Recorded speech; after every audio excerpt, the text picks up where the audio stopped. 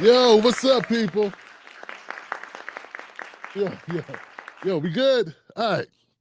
What's up, man? What's going on? What's going on? What's going on? We are live.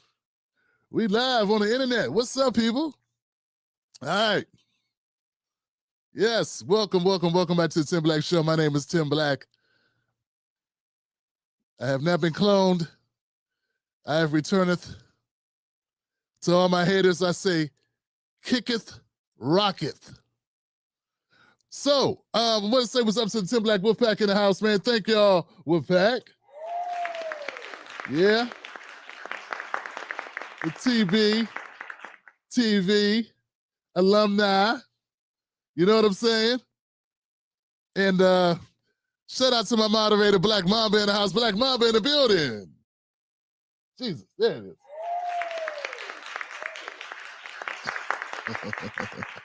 Black Mamba's in the house, man. It's good to have you back, Black Mamba. And yo, man, look, everyone. It's Friday. That hurt a little bit. It's Friday. Yeah, that's what's up. Feeling good about that, man. You know, it doesn't really matter for me. I work 7 days a week. But for some of you who have normal-ish lives, you know, you look forward to your weekends. And more power to you. I want to celebrate with you. This is us just water, but to you. They say, is it bad? This is not a toast. I'm just thirsty. Okay. Don't nobody need no extra help with bad things happening. So, Tim Black Wolfpack in the house. Who's in here? I see I got a real Christian. I got a real Christian in here. What is the real Christian talking about? Okay. All right. Thanks. Wah, wah, wah. Tobias Grove. Artiste MJ. Dewan Glover's in the building. Welcome back. Welcome back. Crom is in the building. What's up, Crom? How you doing, Crom? What's up to my people, my people, my people, my people? Black, look. Bezin 17, Cat Negrita, James Sumler, Budista FM. Okay. Axel. Hi, from Morocco in the building. Give it up for my Morocco visitor, man. That's what's up. We'll take that international flavor, man. Anytime. Anytime, Morocco. Sherry's in the house. Sherry Covington and the one and only Sam, a.k.a. the Khaleesi, is in the building. My sister.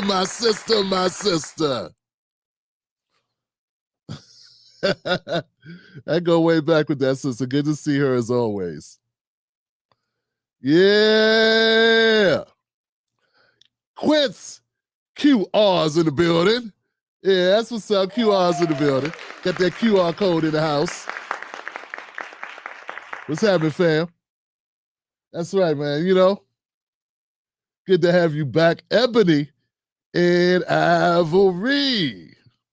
My sister, always brightening up the spot. Truth Seeker. Seeking truth. What's up, Truth Seeker? Good to have you back, Truth. Man, I tell you. Lord have mercy. Huh. So what we have here, folks, is we have ourselves a Friday. We have ourselves an internet platform that we have curated. We built up from scratch. Over long years, had to struggle and strive. And scratching and turning, making a way. The only way we knew how. Just a little bit more than the law would allow. Yo, what's up, man? How y'all doing? You know how we do. It's what it is, man. Thank y'all for being here tonight. Tonight's show is brought to you by none other than Smooth Classic. Smoothwarmandclassic.com. Smooth, because their products are smooth. Warm, because they give you a warm feeling. Classic, because you grew up off this. Smooth Warm Classic. Go to Smooth Warm Classics. Pick up something out the store. Friend of the show, and when we're going to be offering, I had a great friend named Ivy hit me up and said, Tim, you need to start offering opportunity for small businesses to promote their wares on your show, because you got a community and, of course, make sure it's something you're in line with. But, I'm like, what? I never thought about it. Never really thought about it. I do have a couple people. I got somebody who sent me some great hot honey that they sent me a sample. They didn't ask me to promote it, but what the hell, right? So I could get the name of that, bring that down. So we are going to open this up, and I'm gonna put out something. I'll put it in my newsletter. Yeah, to get my newsletter, all you got to do is sign up for one of my ebooks. Get a free ebook from me. Then you're on my mailing list. And I'll send you a newsletter. When I send the newsletter, if you don't want to, just say, hey, I don't want the newsletter, opt out, and that takes you off the mailing list. That's simple. Like, all you gotta do is say unsubscribe. You ain't gotta talk to me. You ain't gotta email me. It's automatic. I got a system that runs. I don't have to do it, because if I do it, I'm gonna forget. You know what I'm saying? Tim Black got a lot of stuff going on. I'm wearing like 10 hats. I can't. You know what I'm saying? So telling me take me off the list. Nah, man, just take yourself off the list. Control your destiny. So yeah, that's what we do, man. And if you're interested, just once you're on the newsletter, I'm gonna have links so you can contact me. But you know how to DM me. I'm Tim at TimBlackTV.com, and I'm in DMs. I actually check Twitter. I actually respond to comments. Some people crazy, man. It's all good, man. You know what? I knew the job was dangerous when I took it, man. Ain't no sense of complaining now. What else? So Soft Warm Classics, where you go? Softwarmclassic.com. We're getting geared up to Juneteenth. Yeah, we celebrate Juneteenth around here. So if you're checking some of my videos, you'll see I'm promoting a couple Juneteenth items, T-shirts, aprons, a couple things. The show is also brought to you by the Tim Black Legacy mug. It's my mug. It's independence. It's politics for the people mug. Legacy, Tim Black's legacy. $20 to your door. How about that? People hate paying for shipping, so I don't, so I take care of the shipping, so it's a flat rate, and everybody takes a cut. You ain't got to know about that, Shoot, they take a cut just even processing the $20. But it's all good, man. Go to timblackmug.com. Get your mug. Look, dishwasher, microwave, 11 ounces of your best beverage, heat it up. Put liberal tears in it, put conservative tears in it, put progressive complaints, put all the politics in that, and just drink that. Take a shot of independence with the timblackmug.com. Timblackmug.com. That's where you go. Is that it? That's it. I think that's it. Oh, one last thing, guys. Anybody use AI? Anybody use AI? I had a sister say, don't use AI in your videos. Don't do it. I've been using AI in my videos for 2 years. I think it's fun. She said, don't do it. You're putting people out of work. I'm like, that same thing the tape deck people said. That same thing the CD-ROM people said to the people, when they put out the MP3s. Yeah, man. If little Tim Black doesn't do the voiceover thing, I'm sure it's going to change society. But you don't have to use AI for that. People use AI for all types of stuff. Shopping lists, trying to come up with recipes. I mean, I used it. I was like, look, I got this in my refrigerator. What can I do with that? They came back with a groceries. I mean, we had a list of things I could make. I was like, wow. Let's go, Johnson. So I'm teamed up with Venice.ai, which is its own AI tool. And they give a discount if you want to get one. If you don't want to pay $20 for one, you can get mine. It's you get theirs. Use my code 10Black and save some money. You know what I'm saying? That's all. So that's it, man. It's nice that some sponsors reached out finally. You know, some good people, with a product that, this is dope. It doesn't mean the robots are coming to get you. It just means you don't want to be a dinosaur. That's all that means. I know people that use AI don't even use Google no more. So it's not all, you know what I'm saying? People say, man, we gotta, people like, the same attitude about self-checkout lines. They be like, man, I don't want self-checkout. I want somebody to be able to have that job. Like, I feel you, man. I feel you. You know what I'm saying? But, I don't know. I don't know if you could stop the self-checkout shit. We've been complaining about that for a decade, Johnson. And remember when they first came out with the self-checkout, I thought it was a good thing. It was like, if you in a rush, you ain't got to wait on nobody or nothing. The lines ain't long. But they was just setting us up to take close all the registers. I go in the grocery store, it'd be like one register open and everything else self-checkout. I'm like, man, somebody sitting there looking at you. You need a bag, sir. You did. Did you read that up right?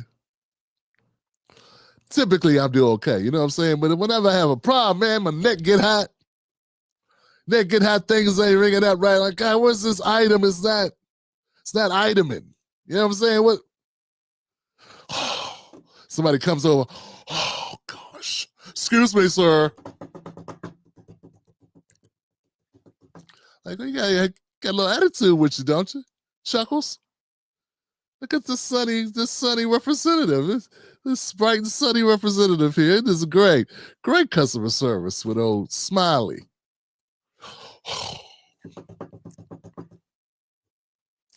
People need to work on their customer service skills. That's all I'm saying. Yeah, man. So look, man, the Tim Black Show, we cover U.S. politics, breaking news, and black culture. You can see we doing black culture right here. Cut the check. Cut the check. If you don't cut that damn, boy, you better cut that check. Stop busting your gums at me and cut the check. oh, bubble gums. Just talking, just that. No, do this. Oh, Trump's economy messed their heads up, didn't it? I saw some. I'm not gonna report on it tonight, but I saw it said like they expected Trump to add like about 170,000 jobs this month. He added he doubled it, like 140. Democrats like, wah, wah, wah. It's like they cheering against the country. Y'all don't get it? Y'all don't get what I'm saying? Like, having more jobs is supposed to be good. But not if you're the Democrats. You mad. You're like, They reluctantly reporting that stuff on MSNBC. The jobs report came out, but it's up. But, it's just a setup. And that's what cutting 100,000 jobs, so that's pretty good.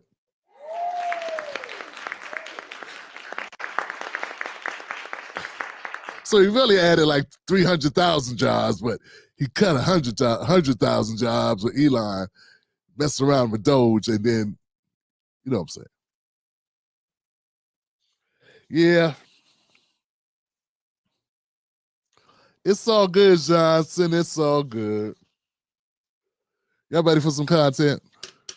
Let me see what y'all talk about. What's going on in the comment section? If you watch this on X, repost it. You know what I'm saying? Tweet it out. You know what I'm saying? I'm not even on Facebook, man. Facebook be doing, they dumb. I can't even play my music on my Facebook with my videos. I pay. The music out here, I pay a subscription to be able to do that. Facebook be like, every time, every video for like 5 years, every video that got music in it, I got approved every time. And I use the same song every time. Every time, it's the same song. Every video. I'm like, man, you know what? This ain't gonna work out. So I'm saying this, but ain't nobody on Facebook watching unless they drag themselves to YouTube. It is what it is, man. You know, people don't like going from platform to platform. Like if people use TikTok, they don't want to go to X. And if they use X, they don't want to go to YouTube. I'm like, I use everything. You know what I'm saying? I tried to. Oh, it was so funny. I was telling my daughter Naomi, I said, Naomi, you know, I was bigging you up on your track race, right? 800 meters, you guys came in third. That was great stuff. She's like, where you do that? I said, on Facebook. She was like, oh. She was like, oh. And she walked away smiling. I was like, you don't use Facebook? She said, no, Pop, I don't use no Facebook. She walked off again. I said, it's for old people, huh? She's like, yeah, it's for old.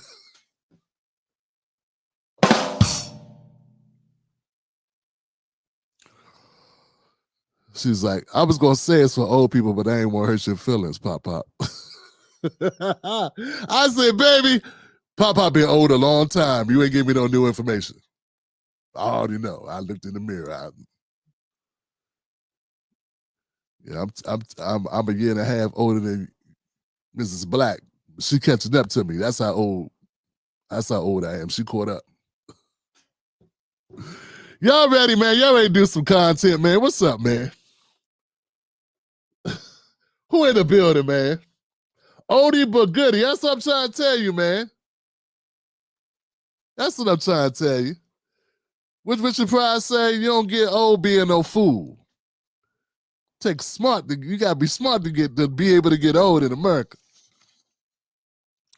Yeah, man. I got tonight's title is Black Voters Back Trump. Black Voters Back Trump. 500,000 fundraiser. And a black woman bless Africa. And some more stuff sprinkled in too. Yeah, y'all gonna yeah. I think it's gonna be good, man. What the hell? Did I have this thing running? Don't tell me I recorded it. Did I record that? Okay, I don't know what I did, baby. Y'all good, man? Y'all ready? What's up, Fax? What's up, Charlie? Kimbro? What's up, fam? What's up, Woggy? Who said they don't know their passwords? Hey, man, you get the message. Your password has been in a data breach. Man, YouTube, man. You guys, anybody remember when I got hacked? Anybody remember that? Tim Black Show been through some drama, man. I've been through some drama. Remember when I got hacked, I was like, oh my God. Oh my God. Dude was trying to get me too. He's like, if you send us money, we'll release your stuff. Ever since then, every video I put out, it be some bots on my comment section. Y'all notice that? Every video be 3 white Russian women just, hi. It's creepy as hell. Soon as I put the video up, I gotta go delete their comments. I leave one because it's like she got clothes on. The others people be thinking these my people. These are my people. They're bots. I can't get rid of them. YouTube does not do a good job cleaning out bots and stuff. They're not my people. They're not the wolf pack. I know some of y'all see that. Y'all be like, Tim, what kind of people are following you? Just, it always, you know what I'm saying? I don't mean no harm, man. You know, I'm not an ageist because I'm old too. Don't get this wrong. But sometimes people be just giving me horrible advice. They be old, don't know how things work, blame me for things they can't blame me for. Just don't get it. Yeah, Tim, I was seeing the people was commenting on your videos. What kind of people are those types of people? You know, I'm a Christian, and I'm like, I don't control who come to my video. And then people that be doing this, and then you know, this it's a free platform. I can't block the world. You know what I'm saying? I'm just one bald-headed black man from Maryland. I can't stop him for you. You gotta talk to Zuckerberg or the staff in YouTube land or Googleville or something. But I say I can't. And my sisters in my Bible study be coming. I'm like, you know what? I ain't gonna tell you no more. You need to go sit your ass down. I can't do nothing about it. I told you that. It ain't got nothing to do with it. Like you on the bus complaining to a rider on the bus about the other people on the bus. Come on, Johnson. Come on, man. Hey, what's wrong with us, man? What's wrong with us?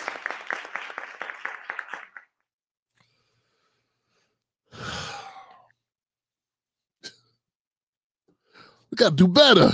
You don't want to support the show? Fine, I get it. Don't have to come up with excuses and blame me for stuff I can't control. Hell, how hard it is to be in this business? Much easier just go to a job and shut up, keep your head down and lay in the cut. Stay out of trouble. It's much easier. Checks come on time, benefits, all that good stuff. But you know me, I had to have dreams and shit. That's because my mother, man. Because of my mama telling me I could be anything. Just lying. You could be anything. You so smart, Timmy. You pinching my cheek and shit. You smart. That's when I was real little. I got about 12. She's like, you just like your father. No. Y'all ready, man? I'm sorry. I tend to get real on this joint. All right, let's go, man. Let's get into some content, man. Tobias Grove, Black Mamba. The whole world. Nigel said, hey, man, I'm Christian allegedly. They gonna come get you. You false representing. Nigel. All right, now let's do this, man. Let's do it. Tim Black Wolfpack, all my people in the building. Let's jump off into some content. Suited and booted.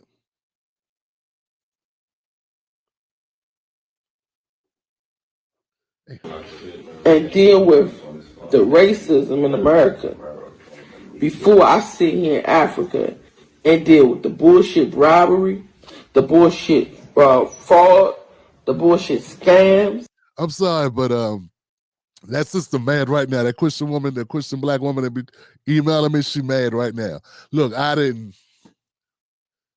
don't consider that word a curse word. It's unsavory, but it's not a curse word, because if you was on a farm, you could step in some of that. Yeah, if it exists in the real world, I'll consider it derogatory, because let's keep going, Johnson. But yeah, she mad, man. The bullshit too expensive, the bullshit not having no snacks, the bullshit not having no food. You ain't got no other words you can use? They probably charge you because you keep on saying BS. Speaking of BS. Hey, Tim Black's BS detector. Tim Black's BS detector. Tim Black's BS detector.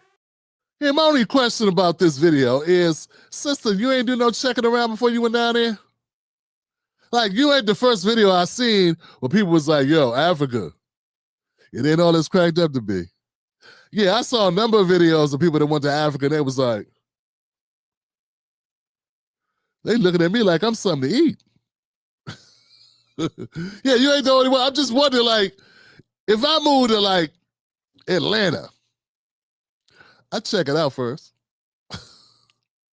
If I move to, like, I don't know, Seattle, Washington, Boston, Massachusetts, Catlett, Virginia, I check it out first. I mean, I check it out. But if I move my ass to another country, another continent, I sent scouts. Yeah. I have a tour guide, scouts, everything. I stay for a week. I get a hotel, stay there a couple of weeks. I walk around at night. Because Africa probably different at night than it is in daytime. You don't mean no harm. It just seemed like you didn't plan well. But let's keep going, guys. Check this out. Let's go. I don't mean to. The bullshit electricity, the bullshit hot water, the bullshit, what's that shit called that be coming down? Damn. I can't even play this video, man. It's Friday, y'all. I didn't realize she said this 20 times. That's how desensitized I am. I didn't even realize it was a bad video to play. If I bleep this, you wouldn't know what she's talking about. She'd be like, the water, beep. Cicadas, beep. Electricity, beep. It would be nothing. You wouldn't know the context. The bullshit animals, it's scorpions outside the house, it's big ass spiders, it's big ass lizards, colorful lizards you ain't never seen before, all in the fucking room. Hey, come on, man. All right, I'm gonna try to. As for me, I'm ready to go. And I always used to say, if it's up to me, it will be. And I'm going to go out to Africa and make shit happen. No, I don't want to. I want to take my businesses back to America. I want to open up shop back in America, open up my dentist office, and all the stuff that I was going to do out here in America. Steady electricity. And the only time our electricity get cut off is when we don't pay the bill. And we got it so good now, we got prepaid electricity. So if we forget to pay the bill, we put some money on that prepaid thing and it comes right back on in 2 minutes. In less than 2 minutes. This shit right here didn't come on for 14 hours yesterday. I can't deal. I love the people. Don't get me wrong, when I'm outside, I'm having fun. I love the people. But when I come back to reality, when you come back home, home is where the heart is, right? When you come back home, you're supposed to feel comfortable, you're supposed to be happy. I'm not happy. To live in a house where you look outside and all you see is turkeys and ducks and chickens and sheeps and old malnourished cows. Tim Black's BS. Lord have mercy. Look, man. I don't mean no harm, y'all. I don't mean no harm at all. I don't mean no harm. I just say, man, Jesus Christ. Look, man, this will not be in the travel brochure for Africa. She didn't even tell us where in Africa she went. You know, Africa's a continent. Is that not, what is that? Where'd she go? Is that the Congo or Sudan or West Africa, East Africa? Is that the Compton area of, you know, is that Southeast Africa? I don't know. Berry Farms, Africa? Like where is that Landover Road, Africa? I don't know. She didn't give us no information that we could be, you know, better adjust our travel arrangements. You know, you could be planning to go to the same place. She didn't give us enough information. All she told us about was the BS this and the BS that. Now, I did want to give y'all some information that was relevant that would help you a little bit here. Let's see if I got it. I looked it up on Grok. Let's see on Grok. Let's see how. Come on, man. They want to help me out. Now, I wanted to know. I said, look, I'm trying to find out because I've been hearing that Black Americans be taken, how can I say this? We don't recognize how well we're doing in America, right? So comparing Black Americans to other Black populations globally is a complex because many countries don't collect race-specific economic data. Instead, we can look at the countries with the significant Black populations, Africa, the Caribbean, in Africa, in the Caribbean, and Europe, and use national, regional averages. So Nigeria, for instance, let's say she in Nigeria. The GDP per capita in Nigeria in 2023 was 2,065. Median household income for Black Nigerian is estimated to be $9,843, significantly lower than Black Americans, which is $52,000.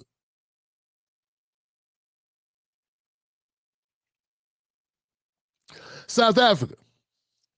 So there goes your problem right there. Now, say she's in South Africa. South Africa is even worse. They got a higher GDP than Nigeria. Oh, that's why they be scamming. Nigeria be struggling. That's what Tariq be talking about. No wonder people be tethering. It's money over here compared to Black South Africans' median household income is around $7,452. Black Americans outperform this significantly. Let's go to the Caribbean. Jamaica. Jamaica per capita is $5,600. Black Americans with limited wealth data suggests median wealth below $20,000. Bahamas, one of the wealthier Caribbean nations with GDP capita $31,000, but race-specific data is scarce. Black Bahamians likely have higher incomes than most African populations, but still lag behind Black Americans. Let's go to Europe, guys. Because part of what she's complaining about is, the cost of living and I guess the surroundings and the infrastructure. Let's go to UK. Black Britons,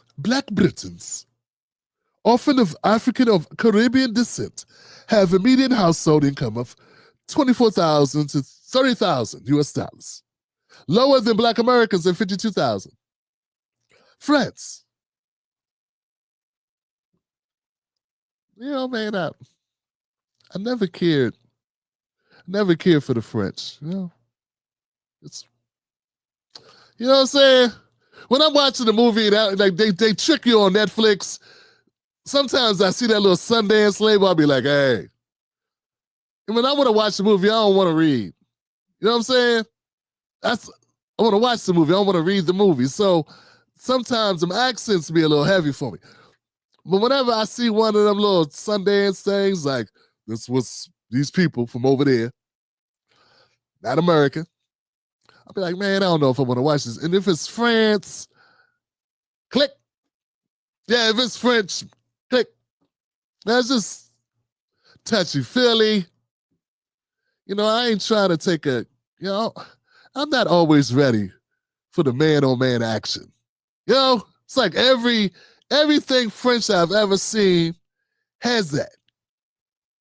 You know what I'm saying? I don't mean, look, man, do what you want to do, but don't surprise me. It should be in the title or the description. It should say, it's gonna have some stuff, some LG.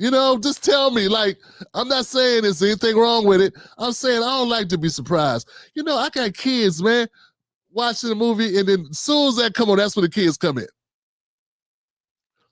Pop, hey, pop. That's when my 3-year-old want to run in. That's what it is.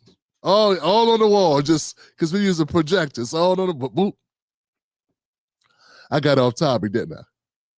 See, Trump called that's called the glide. That's called the weave. He said weave. That's it. It's the weave. Don't tell me it's not cool. It's cool. That's how Trump got elected, because he do the weave. He weave one thing into another. So French, they have lower than national averages. They're around 20,000.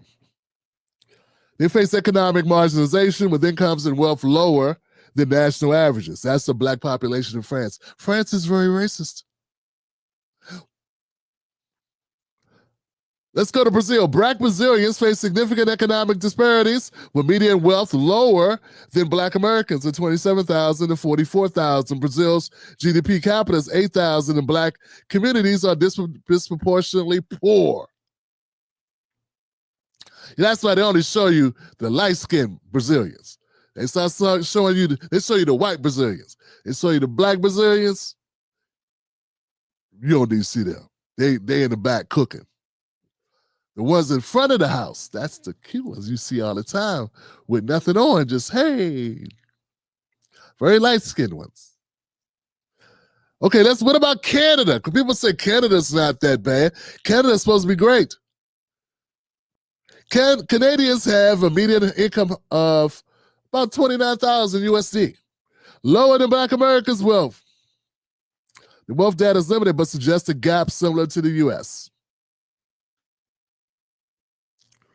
Black Americans' median household income is $52,000.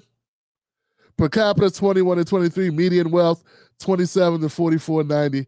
Black Bohemians, Black Britons, Black Canadians, Black South Africans, Black Nigerians, other African and Caribbeans. So she might be in one of the other African and Caribbeans that are low. So are Black Americans very successful? Well, if you compare us to whites and Asians, no, in America, but if you start comparing us to other Black people on the globe, you'd be like, go ahead with your bad self. You go ahead with your bad self. Yeah, so part of the problem is she didn't know she was the filet mignon Black in America. And now she's spam. I mean, it is what it is, man. And to those people that's over there, if they thinking that you know, come from America and you got all the paper, America's got paper, they looking at you like you something to eat, boy. They be like, you be like, hey, how you doing? They be like, doing all right. You know, when you see a sister or a brother doing like this, we all good. How you doing? When you see them looking at you like that, that's that because they want to be friends. Even the babies in Africa be looking at us like that when we come over there. Be like, man, this is great. I'm around all these Black people. Look at all these Black people. Even the baby be in a high chair, like in the stroller like this.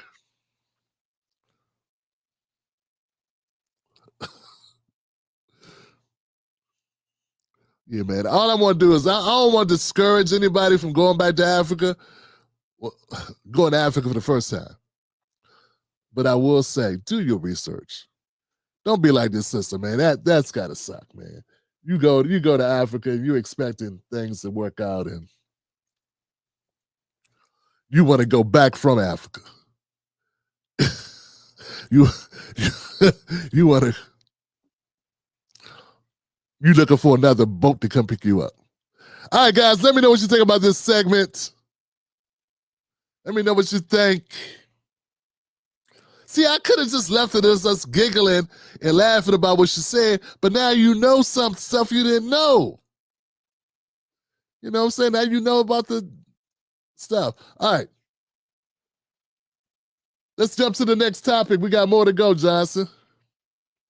Detector. Tim Black's BS detector. Tim Black's BS detector. We started off the broadcast tonight with the president's cabinet shakeup, and that's, of course, only a fraction of what's unfolded over the last 102 days of the second Trump administration. The question is, what are voters making of it all? CNN's Van Jones has been talking to Trump supporters dating back to 2016. He is, as you know, a Democrat who is a former senior advisor to President Obama. For tonight's report, he met with a small group of Black voters, a man and woman from South Carolina and another woman from North Carolina, all of whom voted for President Trump. CNN's exit polling shows Mr. Trump got 8% of the Black vote in 2016, and that grew slightly into the teens over the next two elections. Here's Van's report from Greenville, South Carolina.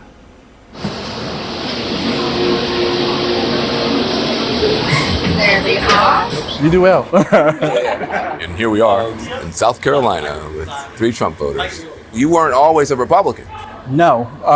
Actually, I come from a family that was like super Democratic. My first time voting, I voted Democrat. I voted for Joe Biden. What about Trump appealed to you? Am I allowed to cuss? Yeah, you can. I mean, part of it is he's an asshole. I like authenticity. You voted for Obama then you voted for Hillary Clinton in 2016, but 2020 you voted for Donald Trump. What made the change? I began listening to someone. Her name is Candace Owens. Oh. Look at Vance. Look at Vance's eyes. Man. Vance stuck for a second. Cannot believe this. This is not going to go well. They're going to be telling the truth. All right, shoot, man. Where's my popcorn at, man? I need some popcorn for this segment. Go give me some popcorn real quick. Black Mamba, you got some popcorn? And I read her book, and it just opened my eyes to maybe he's not this person that I have been led to believe that he was. So you voted against Trump in 2016. Yes. But then in 2020 you voted. Van got off that quick. So you I don't mean no harm, but we need to go ahead and move. We need to go ahead and move to the next person. We don't want you to, can't let you monopolize the conversation. You know what I'm saying, sister? Just be quiet for the remainder of this, because ew. Voted for him? Absolutely. Why? I saw how things were going during his first term, and I was pleasantly surprised, and I was pleased with what was happening. I saw the economy getting better. I saw country relations in certain countries getting better. What are some things that he's doing that you do like? For me, I like the border. I just don't like.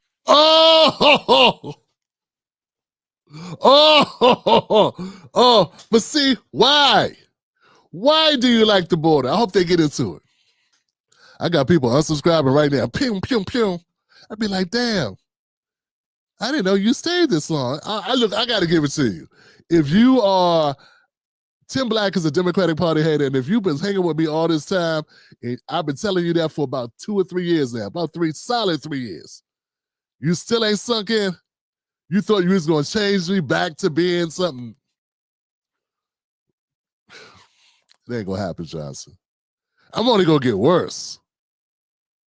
Both parties suck. But one party has been lying to black people consistently for 55 years. That may be okay for you.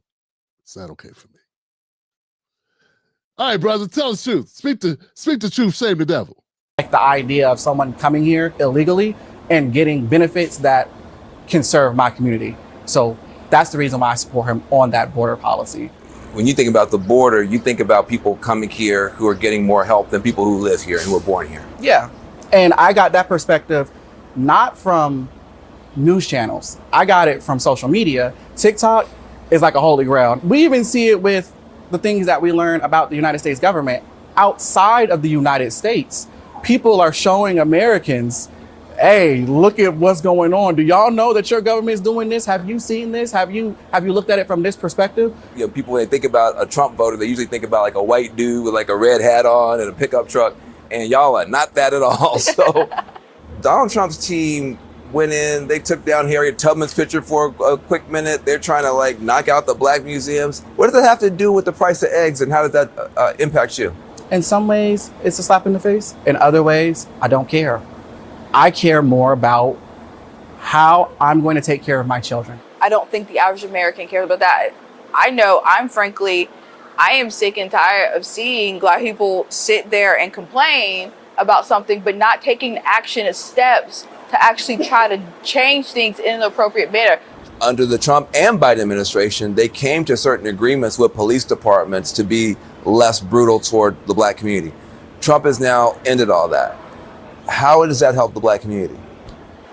I have a lot of issues with police reform and just with how police officers are treated as a whole. My husband is currently going through the process to become a police officer.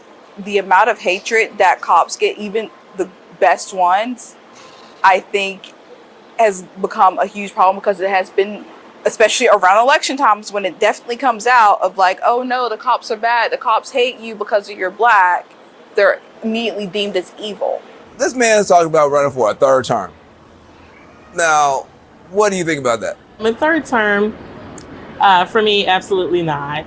I think it's at the end of these 4 years, it's time to move on. This is a prime example of him trolling people, because people have said, they're like, oh, if he gets in the office, he's going to be a dictator. He's going to try to run for a third term. So he's like, okay, y'all think I'm going to do that? I'm going to mess with y'all and say this just to take y'all out. I thought you loved this man because he's so authentic and he's such a truth teller. But you need to know the difference between somebody trolling somebody, and this is a prime example of him being a troll. If you had to do it all over again, would you vote for Donald Trump again, yes or no? Yes, I would. Now, in the future, I am not a diehard Democrat or diehard Republican. If there were a Democratic candidate who was more aligned for me, then I would vote Democrat. If you go back in time, would you vote for Donald Trump, yes or no? Yes. I think I might know the answer on this next. She said yes. It's immediately yes. No, I'm sorry. If you had to do it all over again, would you vote for Donald Trump, yes or no? 1,000% absolutely yes. And Van Jones joins me now. It's interesting, most of the information that they are getting or misinformation they may be getting is coming from online. Really, 100%. The thing that surprised me the most was how much social media is dictating, especially the younger guy. You know, he said, look, I'm learning all this stuff about America that I didn't know. I'm like, where are you learning from? TikTok. China. Guys, you're a Republican and you're taking the Chinese narrative about your own country to heart. But that was a big part of their whole information ecosystem. Yeah, social media. Does it seem to you that they follow news closely? I mean, no, that was the other thing too. Is like, you know, one of the women said, "Look, I do not watch any of the media." She says, "You know, I have some influencers I follow. Candace Owens being a big deal, and Newsmax, and Tim Black is their information system." And listen, these are hardworking people. They're good. And Tim Black. People that care about the country, but they are in a completely different information environment than people who I talk to every day. Van Jones, thanks very much. Tim Black's BS detector. Tim Black's BS detector. Yeah, man. You know, it's crazy that we have people that don't understand that black people are tired of the Democratic Party. They should have been tired of the Democratic Party. Do you realize, you know, do you realize that black Americans, on average, have 1/10 of the wealth of the average white family?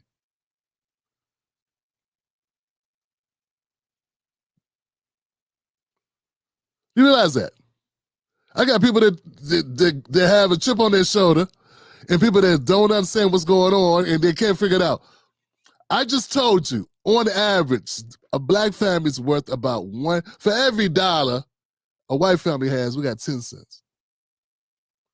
And so if we've been following the Democratic Party and this is the outcome, and that's after 50 years of voting Democrat. You understand what I'm saying? So is that working? And what I've realized is that there are a lot of Democrats who don't care if it's working for us. They just want our numbers. They could give a shit if it works for us. They don't really care if that number moves at all for us. What they care about is that they beat the Republicans because they watch corporate media and all they think is that Republicans evil. They come in and take your babies.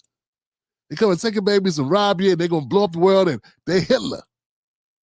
So we need more people. They don't care if those people that they need to win get anything out of it or not.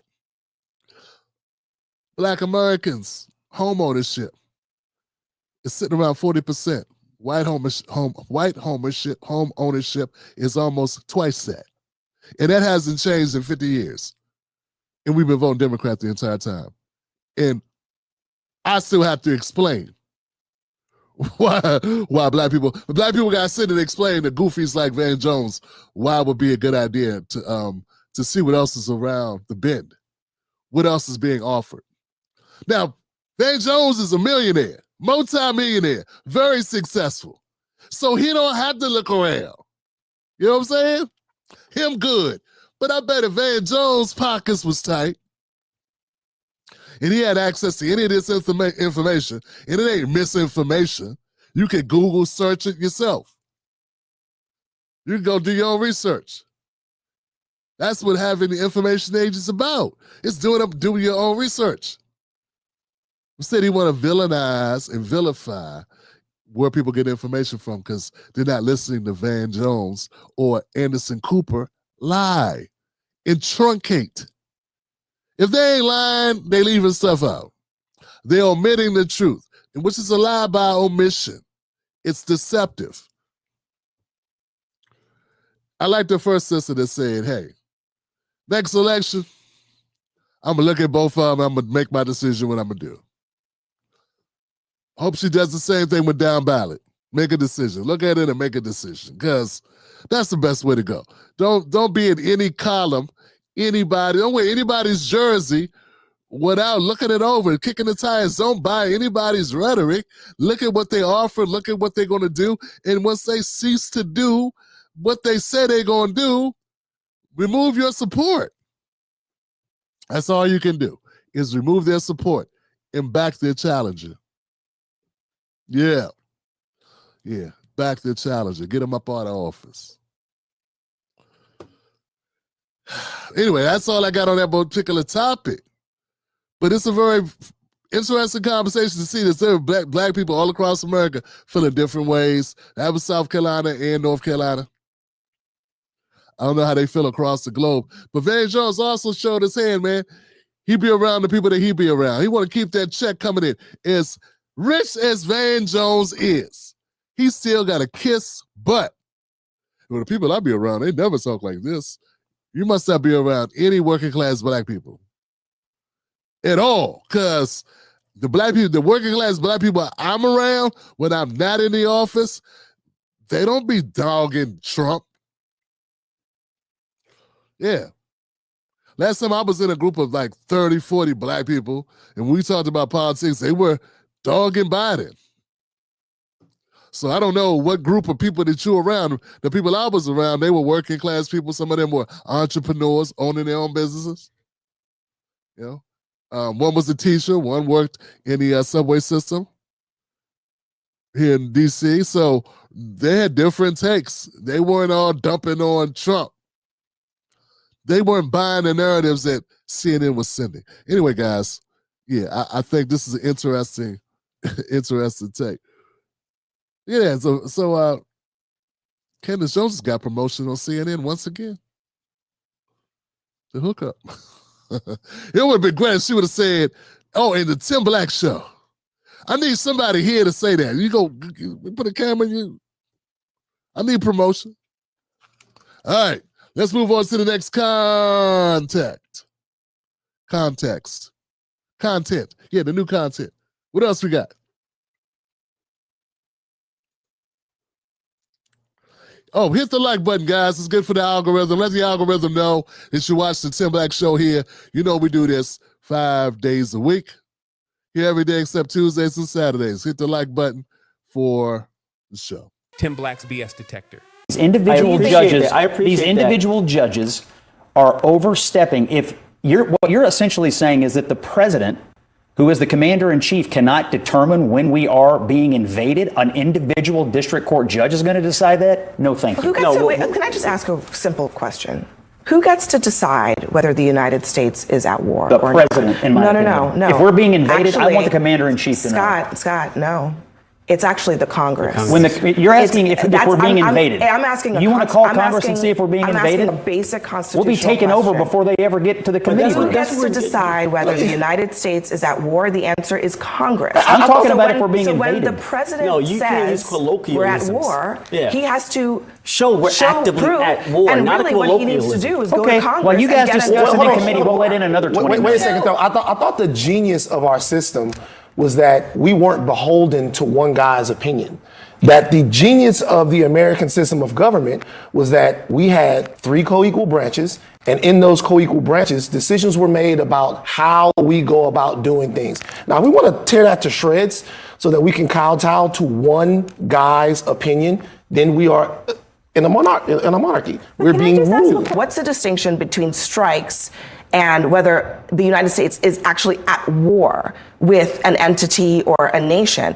And there is a distinction. Now, nobody is saying here Trump can't deport people because, you know, Barack Obama deported a lot of people. And that's Sochi. And they were quiet about it. Van Lathan was quiet. Weren't you, Van? I don't even know if Van was doing content. But I know a lot of people that talk a lot of smack now were very quiet. It wasn't that long ago. I don't know if everybody was around. I don't know these people. I don't remember Abby 10 years ago. But I was here 10 years ago. Absolutely. He deported a lot of people, and he did so based on the existing law. It is possible to do. It's not an applicable law. That's right. Go ahead. As a lawyer, I would like because to answer there's a determination that law has to be used at wartime when there's an invasion. But war's different than it was in 1812. No, we cannot use colloquialisms to say, "Oh, we're generally at war." The Houthis are not a country, and yet we're bombing them. But let's be clear about this. Nobody is being invaded that Trump every day. Well, we were. Trump fixed deport people. He has the ability to deport people, and he should, right? There was a lot of people coming in that should not be here. He has the right to do that. But he's trying to use this act to get around due process. And the court is saying this act does not apply. They're not telling him not to deport. They're saying use the process that's in place because this act does not apply. As much bureaucracy and red tape as possible. No, it's not bureaucracy. It's not red tape. It's the law. What we're trying to do is use the law. The law. I mean, look, is it such a big problem to say you can do things, but you have to do them lawfully? There's a process. We think this is lawful, but it's not. No, but the court just said it's one not. judge, one stupid judge, and I want to see what the rest of them say. You know it's stupid. Why You know is that stupid? Because I guess he we have to disagrees remind with everybody here of that Donald Trump appointed this judge. I don't care. Okay? Again, so this is a Trump-appointed judge. He's not infallible. Judges make stupid decisions all the time. Well, okay, how about this? So you say the judge is stupid. How do we know that the president is stupid? I'm sure that's your opinion. Well, it certainly is. But he won the election. So what does that mean? I don't think anybody is stupid. I think all three branches have the right to operate the way they want. I think the president of the United States has the right to operate based on his opinion because he's voted in. But the judicial branch has the right to interpret the meaning of the law the way they see it. That's their right. To make proof a requirement. This is a key question. What if another group of people, say not illegal aliens, but just some other group from somewhere else, actually came to the shores of the United States, not a nation, but say a group, any kind of group, and actually did come ashore and try to invade, I don't know what else you would call it, the United States? Would you run to court and ask a federal judge if the president of the United States can we defend the nation now? But that's can not we what's stop that's not what we're talking about. It is. They're coming across. You are also the generalizing here. Now, I get what Scott's saying. He's saying we're in a situation where we have been bombarded with people coming into the country, and some of those people are very bad people. You know the whole spiel. If you're saying Trump can't act, you're hamstringing how he can act in regards to what he perceives as a threat to the country. And we got a lower court judge saying you can't do that. And that person wasn't elected. So I get his point. I also get the other guy's point, the law professor's point. So when you got a process you have to go through to get this done. So they're going to fight it out in court. At the end of the day, you fight it out in court. Presidents get taken to court all the time on all types of things. So we'll see what happens. You were talking about, I agree with you. I agree with you, Scott. But what's the difference? Hold on, what's the listen to me. Because there will be a declaration of war and then the act would if there are gang members and if they're killing or raping women in this country, they should absolutely be deported, and there should be deportation orders, and there should be a process. Now, it's supposed to be deportation orders if you're here illegally. All right? You get deported if you're just here without going through the proper channels in order to be afforded asylum and seek asylum. That's how it works. You don't get to just come in.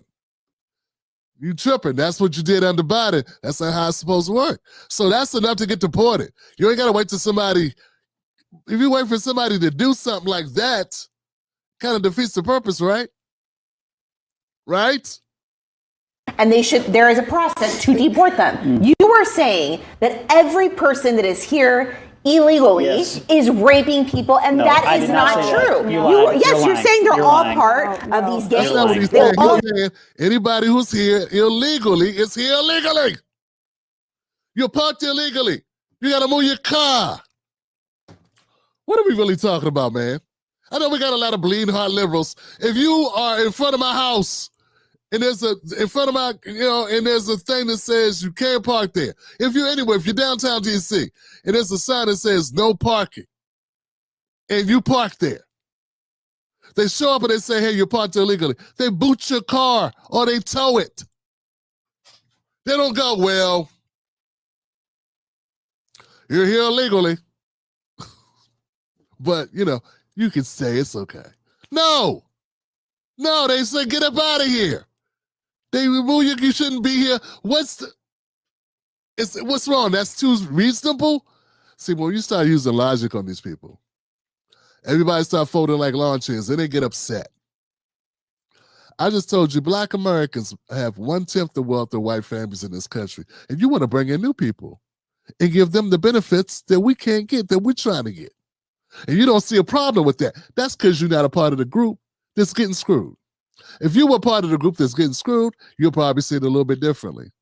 Then you'll be like, that makes sense why we're upset. We got white folks upset when they're not even getting screwed.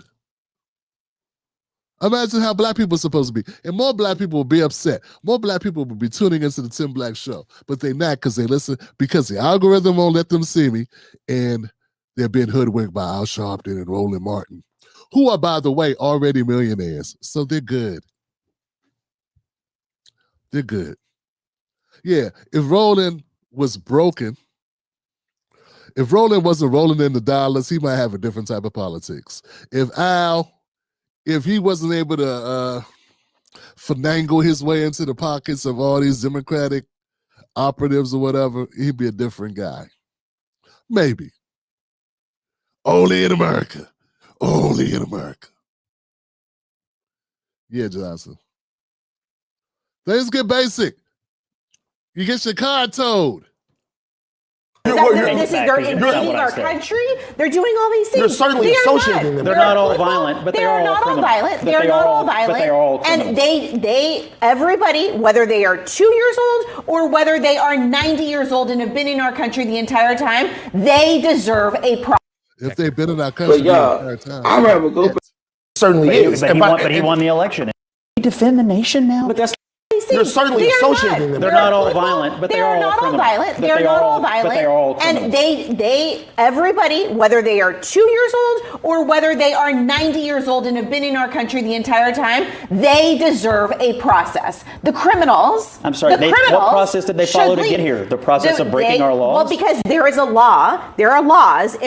Okay, well, so let me get this right. They come in, they don't follow the process. See, but people don't understand the process for deportation sometimes take 5, 6, 7, 8 years. Do you realize that? Okay, now you realize it. That process takes a long time. And, so that's why she's pushing for the process. Because by that time, you got Biden, you got AOC in the House. Or Kamala Harris is president. And then she changes everything and they get to say anyway. Get it? Is it sinking in yet? That makes sense to you? And once again, if you are from a group of people that if you're watching this show, you now know the mathematics on Black Americans.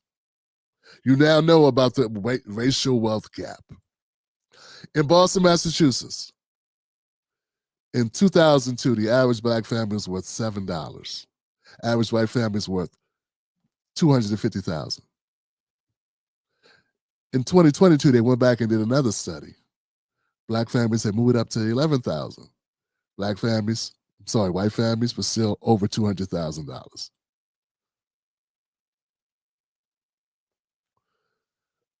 We can't afford to live with your type of politics when we ain't living your way. It's like somebody got diabetes, type 2 diabetes, and you don't have type 2 diabetes, you get to eat a certain way. You can go ahead and have that smoothie or whatever, that milkshake with the extra shake. But the person with the type 2 diabetes has to be more concerned. They need to go ahead and get a fruit water. You understand what I'm saying? Neither one of them are evil. It's just one group can eat whatever they want. They don't have to worry about the sugar. They don't have insulin resistance. You understand what I'm saying? They ain't going to lose their foot because they want to have a damn Sunday. But somebody else might go blind. And we got people telling people that at the risk of going blind or being amputees, not to worry. And making it a moral conversation instead of making it a reasonable, logical conversation about what affects our lives. So to the Black people that are listening to this show, who disagree with me, who got a problem with what I'm saying, you're being overly emotional. You're looking at it from the wrong lens. You are not white.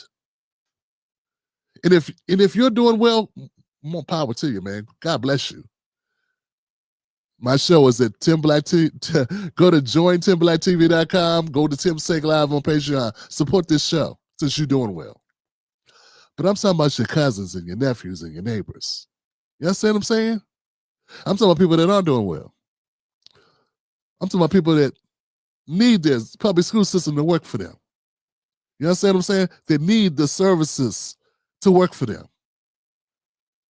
They can't have New York City shutting down public schools that the poor black kids go to because they want to house migrants in the schools. We can't have Chicago, who can't keep their own public schools open, spending $500 million on people that ain't even citizens of that state or city. We got black folks trying to live like white folks, trying to have the politics of white folks, and being browbeaten and feeling a certain kind of way, self-conscious and being caught up in a moral dilemma over it. Because you're good people at heart. You're good people, so you're concerned about other people, and I understand that. And I get that, man. And I want to be sensitive to that because I get it. It sounds harsh. But nobody, if there's a fire, if my house is on fire, your house is on fire, I expect you to get the people in your house out first before you come over to help me. Black Americans got to do that. That is the due process of every person. Every person should be able to save themselves, care about others, want to help others, but save yourself first. Because if you ain't here, if you ain't saving your kids, that's your direct responsibility. You ain't saving your kids, your family, the people in your house. I don't think that those people coming to this country, and they may be great people, beautiful people, amazing people, talented people, big warm hearts, right? Not MS-13, not gangbangers, not rapists, none of that. But you know what I'm thinking too? I'm thinking as they come into this country, if they heard Tim Black talk, they'd be like, God, I hate to hear that about the blacks. It's sad. But I gotta take care of my family. I gotta take this opportunity.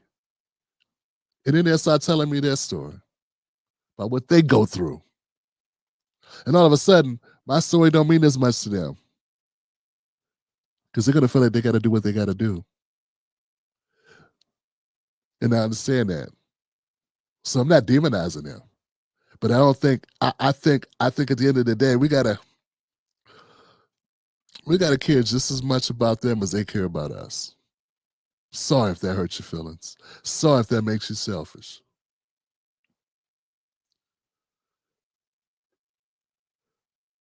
But them doing sit-ups ain't gonna make you lose weight.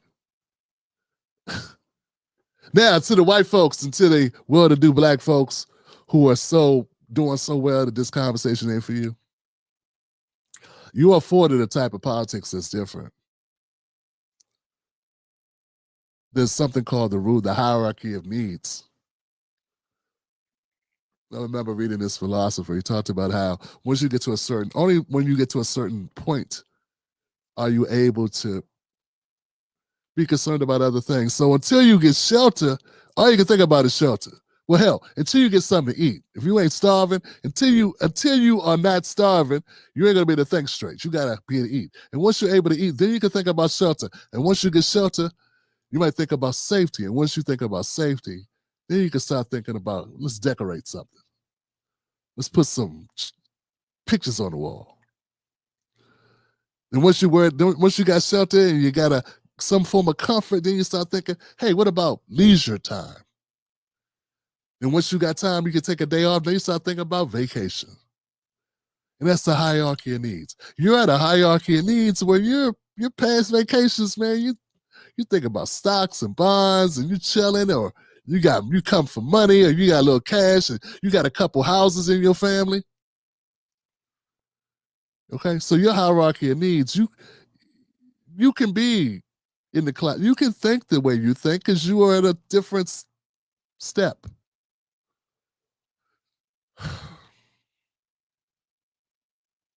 A lot of people in the Democratic Party, a lot of people that I met, even a lot of the progressives, they weren't progressives because they were struggling. They were progressives because they were living in the clouds. They were doing stuff like living in a shitty place, struggling, but only because they didn't want to listen to their parents who had money. So to stick it to their parents, they're living in a hovel. But it was like by choice. And when things come down to it, and when the parents finally kick the bucket, they ain't heard all of it anyway. And that same person will tell me I'm wrong. And they could talk all this smack, but they'll never tell you they got a $250,000 sitting waiting for them somewhere. And your broke ass is trying to have their politics because it sounds good. You don't even know. Half of them virtual sickening because they grew up with racist-ass parents saying all types of horrible things and is rebelling against that. Meanwhile, you're sitting around going, well, you're falling in with them, but they got totally different motivations. Yeah, people have different. The Tea Party, they want to tell you everything is about race, and a lot of things are. Some people are bigoted, and we're going to get to that. But when people's money is wrong, and when they're struggling, when their pockets are tight, they got a different politics. Like being cold and needed a coat. All right, guys, let me know what you think about this segment. I hope it makes sense. Become a member of the Tim Black Wolf Pack. I may be mean, but I'm meaningful.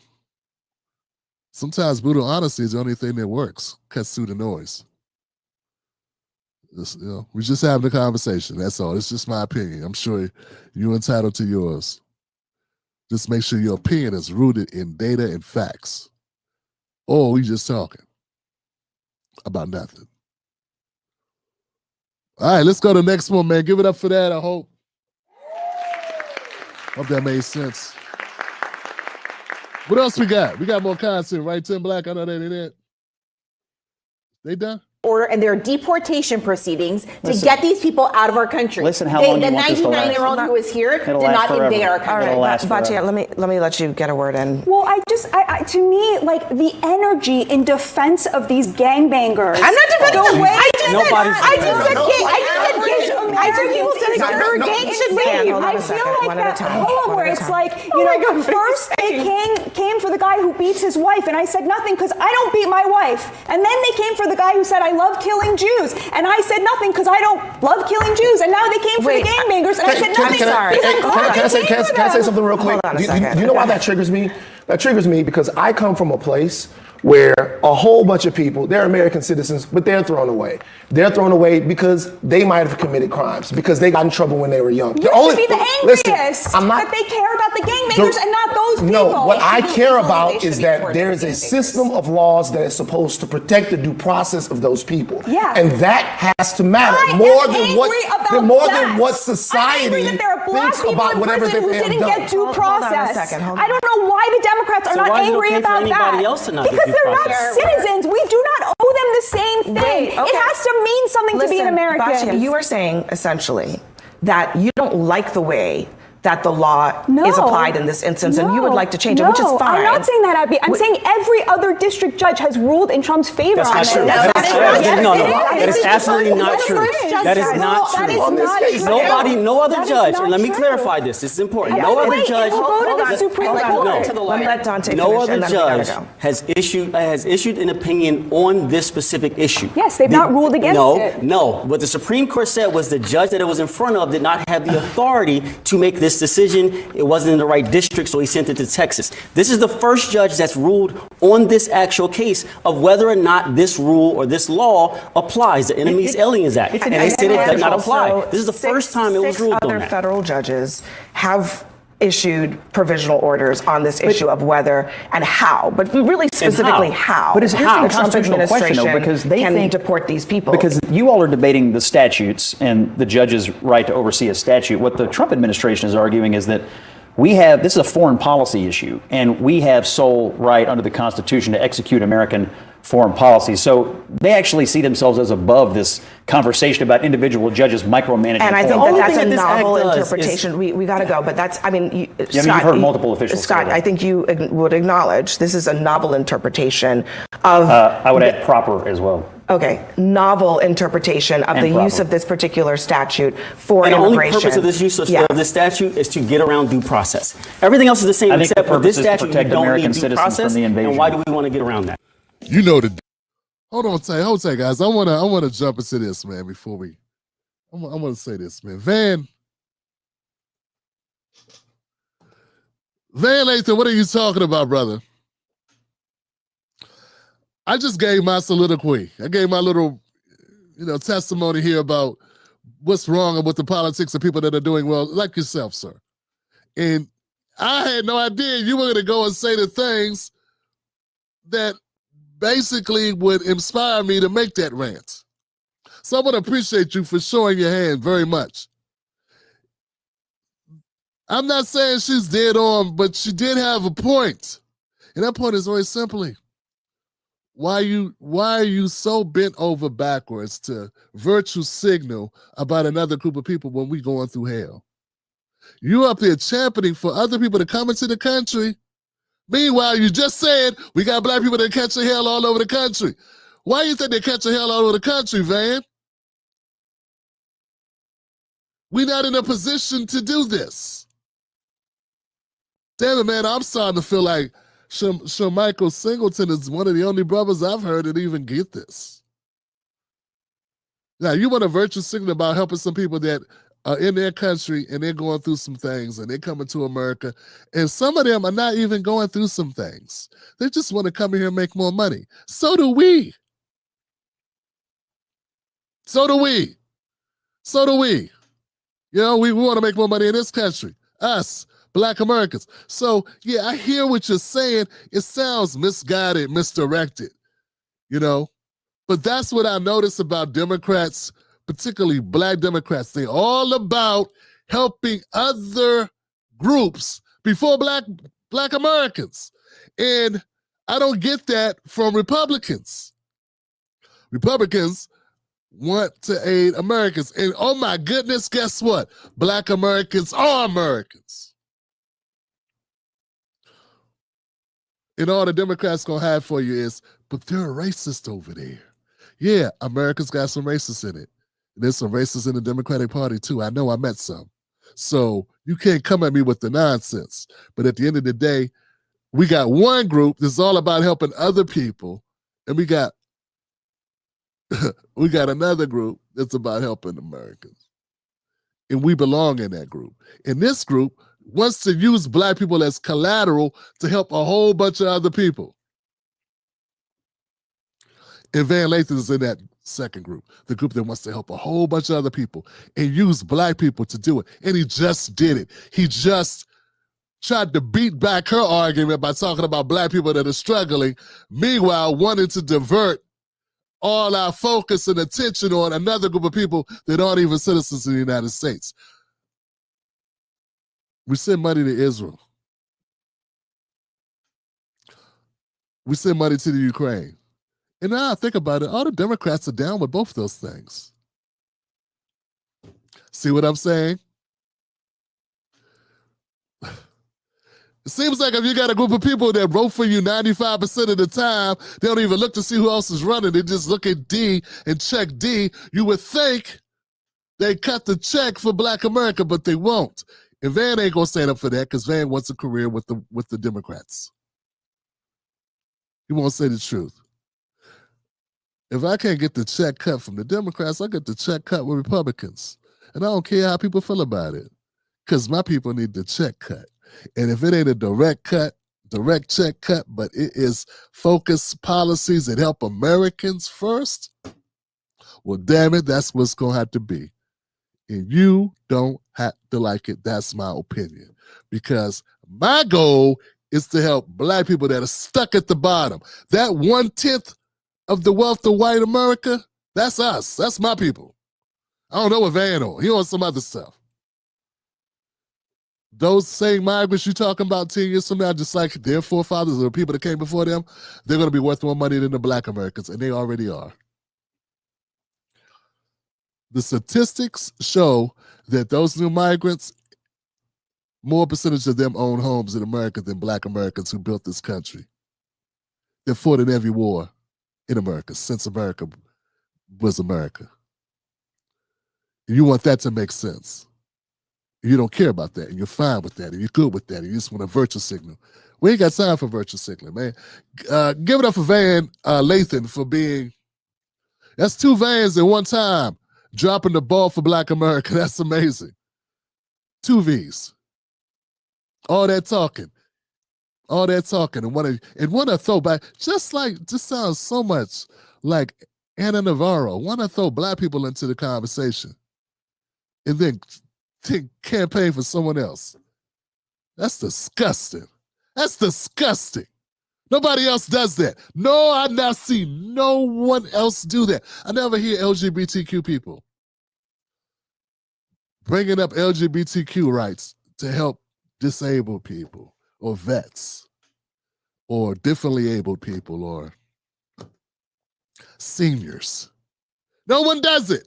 But it seemed like it's like these Negroes, the Democratic Party, they got one purpose and one purpose only. That is to use their blackness to help other people. And that's their goal. And then they go sit down somewhere and count their money and mind their business. That's the hustle. And that's what they do. From Al Sharpton to Van Jones to Van Lathan to Abby Phillip to all of them. That's what they all have in common. Using their blackness, Joy Reid, melanin, using their color to help other people and leave black people in the corner barred up like old homework.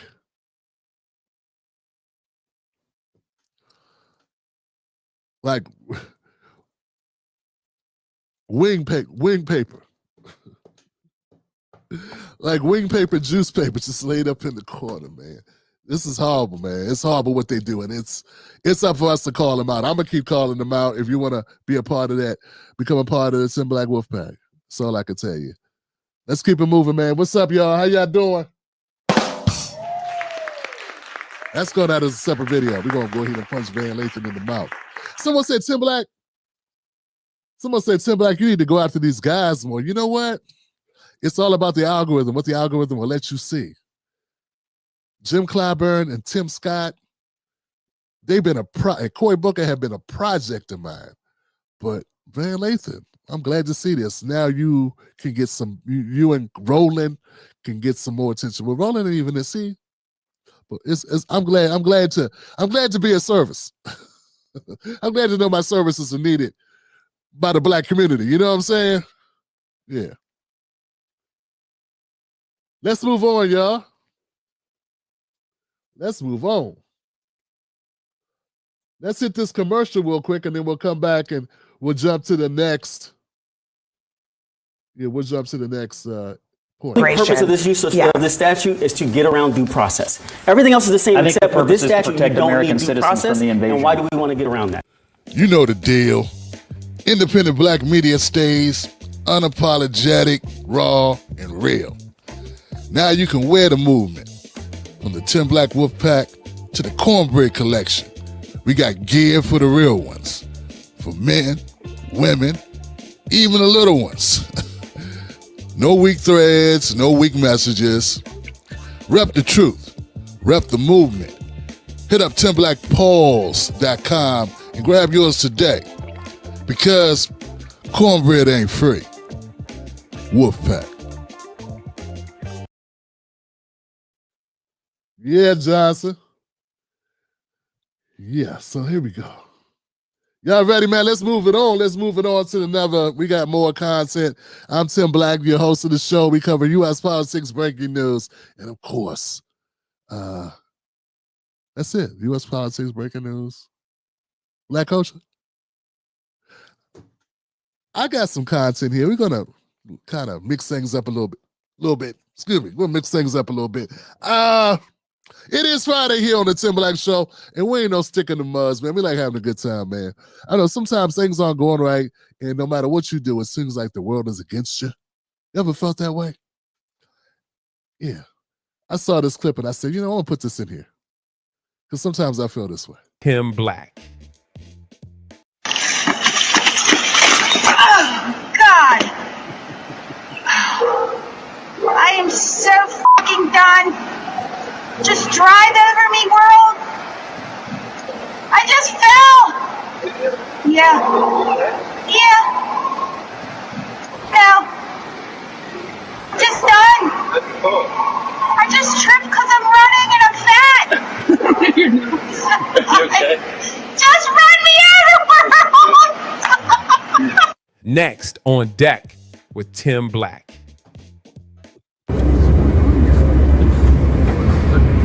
Your seatbelt on? It's the Senator John Fetterman, folks. And Senator John Fetterman feels he don't have to put on his seatbelt on the plane. Here we go, Johnson. Amazing. Yes, it is. Okay, it needs to be visible for the crew at all times. That's not an us thing. That's a federal regulation. So it's okay. It's okay. I put my seatbelt on and I haven't said anything. Okay, it's okay, but it just has to be visible to the crew at all times. It's a federal regulation, so if your seatbelt's on, it just has to be visible. And right now, it's not visible.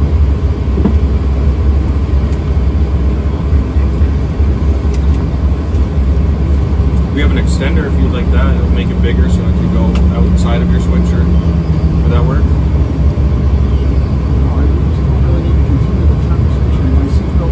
So if you want to go to Pittsburgh, it's simple. You have to follow our instructions, or you're going to ask to get off the airplane. We're not asking much. All that all that we need is to be able to see your seatbelt at all times. I've been flying for 30 years. I've never experienced this.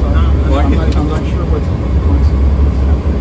Okay, well, it's a federal regulation, so if I don't make you do it, then I get in trouble, and I don't want to get in trouble because I like my job.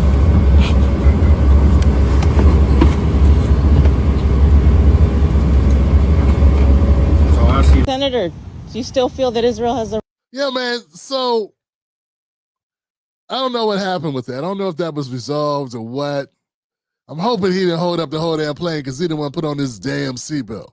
But whoever that was sitting on the plane with him saw it and started recording because they knew who he was. It's just such a bad, what is wrong with this guy? You know, the guy said it's a federal regulation. It ain't my rules. It's not the rules of the airline. It's the rules of the Federal Aviation Agents, whatever. Yeah, man, put your damn seatbelt on, Chuckles, so we can get up in the air here. What are you doing holding up progress? Turns out, looks like John Fetterman is going through a crisis. Yeah, it's not isolated, man. I mean, when people call you Herman Monster all your life, you know what I'm saying? And somehow you end up being a senator, you would think you'd be happy. But it seemed like he just get more and more depressed. And it turns out that depression probably got nothing to do with anything that you can see. It's not about accomplishment, man. The guy's a senator. He's killing it. He got sick. He got better. But see, from the outside, I think the guy has a lot to be happy about. But here he is on a bench in D.C. and him not happy. Right to kill and kill and kill people? You still think Israel has a right to defend itself still? When is enough enough, Senator? I don't know why you're harassing me. That's not harassment. You're a senator, right? I saw you coming and I assumed you were going to come over. And I mean, you work for the people, right? You're in these halls for the people. I'm just sitting here on a bench. Right. And my people are being slaughtered because of your votes and the money that you sent to Israel and your complicity in genocide. You have nothing to say about that? Over 100,000 Palestinians have been slaughtered. How do you sleep at night, Senator? Like a baby. Oh, I'm sorry. Stacked up on AIPAC money. She's gonna get him. Seriously, how do you sleep at night? Do you not see the videos and the just the children that are being slaughtered out there? I don't have anything to say. You don't have anything to say? Of course not. I'm just sitting on a bench. Because I'm AIPAC not sure. pays you way too much money to say anything, to be a human being. Yeah. What a shame. What a shame. You do not deserve the position that you have at all. Shame on you for being complicit in genocide. Shame on you. Next on. Yeah, you know, man, I don't feel bad for him. Hey, I get treated that way online, and I don't have any power. Yeah, I got treated like that earlier today. Because I'm not producing the right topics of free content to their liking. People crazy. And I guess he handled it as well as anybody can handle it, I guess. I mean, he really doesn't have a leg to stand on. I mean, he could have engaged her, but then he might get up and get in trouble. He might say some real shit and be accidentally unable to keep picking up the AIPAC money.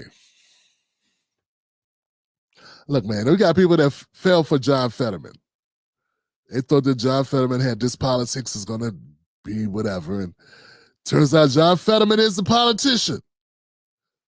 I know what it's like to fall for that. Like, you think somebody's different, then you be like, oh, hold on, man. This a politician. You were politicking the whole time, weren't you? I start feeling like Wobie. Oh, man. From The Wire, what's his name? It's like, damn. What's that meme? It's like, oh. What? You were politicking? No, you were playing me the whole time. Yeah, man. Bad stuff. I know what that's like, man. I know what that's like. Yeah, it's a lot of buyer's remorse. You know, they try to get rid of John Fetterman now. Yeah, they trying to kick him out. They're trying to say he's unfit. Yo, real talk. They're trying to say John Fetterman is unfit now. Now, all of a sudden, they say John Fetterman is mentally incapacitated. All of a sudden, they say he's too depressed. They got people in his office. They got former staff members saying he's dejected, he's depressed, he's despondent, he's doing all this stuff, and they don't think he's able to stay in office. That's amazing. It's probably what he's thinking about, how these people are stabbing him in the back, all because he took that AIPAC money and made a couple, overtures to the Republicans. Well, actually, he made a lot of moves with the Republicans. Yeah, he became, what's the guy from West Virginia? You know the guy. Manchin. He became the new Joe Manchin. He's the new cinema. Yeah. He's the now being that type of way. But you get to change your politics. He decided to be who he gonna be. Yeah, I feel a lot of people like Tim Walz is not the same Tim Walz that he was when he was in Congress. Yeah, people change up depending on their constituents, whatever they think works, whatever. So yeah, we'll see. But I think it's rich that the Democrats want to get rid of Fetterman and say he's got mental issues. His cognitive ability has been, suspect. But they ain't had no problem with Joe Biden, who couldn't complete a sentence for 3 years. They was like, nothing to see here. To this day, they still lying about Joe Biden's acuity. To this day, they still doing it. But John Fetterman, they spotted it all right off the top. Oh, we see him. Scumbaggery. All right, guys, that's funny. Let's keep it moving, man. Let's keep it moving. I tell you. How we doing on time? 2 hours? We doing okay. Let me know. You guys got to let me know what y'all think about John Fetterman. Shame on you for being complicit in genocide. Shame on you. Next on deck with Tim Black. I knew they were going to. Oh, gosh. Okay, I got to look. Is this it? Yeah, okay. Yeah, this is it. Folks, I got to get into this story for you. How could I lay this up for you? This woman in this picture is a horrible individual.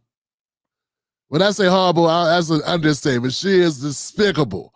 You understand what I'm saying? This sister here I don't know her name, but we're going to get her name. She's going to run it down for you and explain exactly what's going on. Folks, it's not for the faint at heart. Look, I'm not saying it's going to be, horrible, but it's going to be this is for sensitive. If you're sensitive, this ain't for you, okay? This is real talk. This woman here is horrible. She calls a black autistic child a racial slur. And she goes on a rant, and let's go. Do this. I knew they were going to do this, y'all. I knew they were going to do this. And it's taking everything in me not to go crazy right now. This woman right here called a 5-year-old black autistic little boy the N-word and said that that it was justified because he was acting like one. Oh, Rochester. I'm just going to let y'all know. There has been over $250,000 that have raised to give her money after she called a black autistic child the N-word. There's people in the comment section on X justifying this behavior. I'm gonna put the video at the end of this at the end of this video. I'm gonna put the clip. Y'all, this is not okay. This is a 5-year-old child that's on the spectrum. Okay. All right, that's what you say. Okay, so when you just saw it, he was like, what did you say? What did you say? Say it again, what you said to the little boy. Because that's when he heard her saying it. So a guy at the park overheard her cursing racial slurs at a 5-year-old. And he comes up, he starts filming. He said, what'd you say? Why did you say that? What'd you say to the boy? And that's where it comes on. That's where you come in, guys. That's why, here we go. Okay. All right, that's what you say. You don't go digging through people's Nobody digging through your A little kid just did, you dumbass. That little kid, you call him a The little child? What if he acts like one? He's gonna. Are you about to hit him? You chase him here? He took my son's stuff. So that gives you the right to call the child 5-year-old and the N-word. If that's what he's gonna act. That's like. what you're gonna call him. That's what he's gonna act like. That's a hate speech. Okay, so hi, my name is Shiloh. This is on her GoFundMe. Hi, my name is Shiloh, and I've been put into a very dire situation. I recently had a kid steal from my 18-month-old son's diaper bag at a park. I called the kid out for what he was. Another man who recently found out has had a history with law enforcement proceeded to record me and follow me to my car. He then posted these videos online, which has caused my family and myself great turmoil. My family members, let's see, that's not working. My family members, what'd they do? My social security number has been leaked. My address and phone number have been given out freely. My family members are being attacked. My eldest child may not be going back to school, even where I exercise has been exposed. I am asking for your help to assist in protecting my family. I fear that we must relocate. I have 2 small children who do not deserve this. We have been threatened to the extreme by people online. Anything will help. We cannot and will not live in fear. Thank you. Yeah. So, there's more. A fundraising campaign launched on behalf of a woman who was allegedly appeared in a viral video in which the N-word was used to refer to a 5-year-old child in Rochester has raised $300,000. I'm sorry, now that's almost $500,000. Yeah, because she said Tim Black's BS detector. Tim Black's BS detector. Yeah, she said she's being attacked, so yeah, they gave her $500,000. A crowdfunding page called Help Protect My Family, Help Me Protect My Family, has been created on Christian fundraising site Give, Send, Go by a username Shiloh Hendricks. The same name as the woman identified on social media as the lady featured in the video. The video spread widely on social media channels depicting the aftermath of a white woman allegedly referring to a 5-year-old black child who's been claimed but not confirmed is on the autism spectrum as a N-word. So then it just goes over what I just said. The fundraiser initially launched with a goal of $250,000, but that has been eclipsed as of Friday morning. It now stands at around 300,000. So Friday, today, it was 300,000. Now, last time I checked, it was at $470,000. The fundraiser campaign has received a lot of support, including from anonymous donors who have left racist messages as they donate, with one reading, "White Lives Matter. I hope you find a safe home away from all the naggers. Come to North Florida."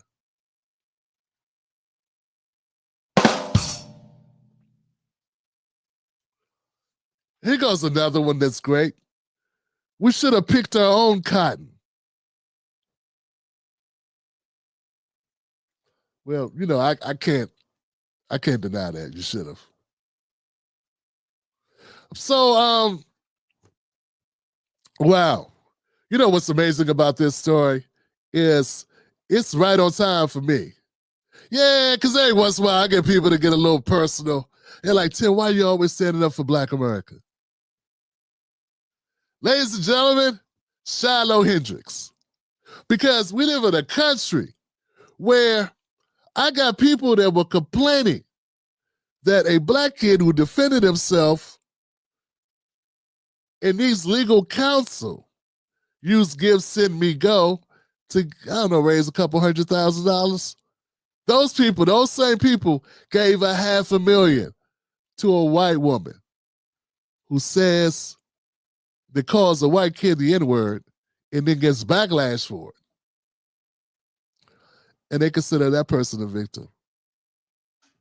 Yeah, they're more upset about the Black kid getting legal counsel than the white woman who just wants money. So she said, because she said she got to move now.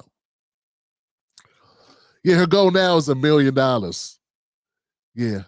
She's striking while the iron's hot. I can't blame it. I guess, you know, if you made it 300,000 and they passed that in a couple days, and now it was, last time I checked, it was at almost 500,000. Why not go for the cool meal over the weekend? Why not? Yeah. It's right on time for the people that tell me, "Tim Black, you're being divisive." Oh, really? You sure it's me? Because I could have swore the country was kind of already in this, kind of doing this thing. It's like me coming playing some Snoop and you go, "Stop making Snoop relevant, Tim." Yeah, he's already the most popular, well-known celebrity, one of the most popular, well-known celebrities on the globe. Any country he goes to, he stops traffic. More so than pretty much anyone else. And you're like, "Don't play his records, you're making them relevant." That's exactly how I feel. But y'all be like, "Tim Black, stop talking about race. Please stop talking about race."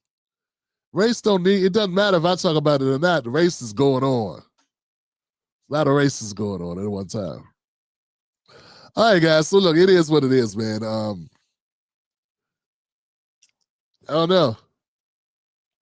Yeah, there's great things going on in this country every day, and there's also horrible things going on, like Shiloh Hendricks with a goal of $1 million, and I got her reaching it.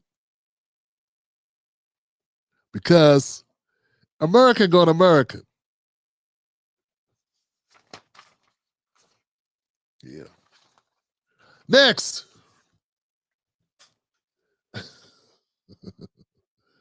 Y'all kill me, man. Tim Black's BS detector. Be advised, the following content contains sensitive subject matter. If you are sensitive, leave now. Wash that dirty glass that's been sitting there all day waiting on some palm olive detergent. Maybe you could go fix a sandwich or make a fresh drink. This is your last chance. You have been warned. Good now that the children have left the room. The Tim Black Show continues starting now. 3, 2, 1. Police have arrested a man wanted for allegedly raping a fellow subway passenger. His arrest coming on the same day Governor Hochul officially promised billions of dollars in funding to improve subway safety. Here's News 4's Chris Jose.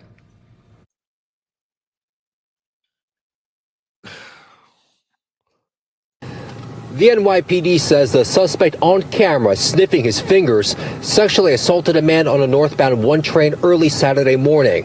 Officers arresting Mohammed Azim today. Mohammed, what happened? What happened on the train?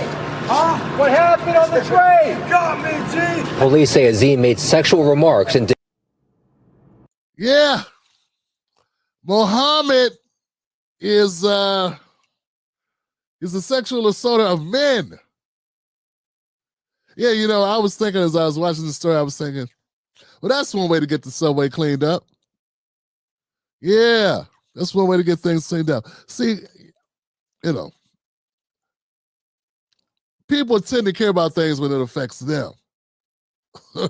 So if guys start thinking they're not safe on the subway, woo, all of a sudden, it's going to be a lot of security on the subway. You understand what I'm saying?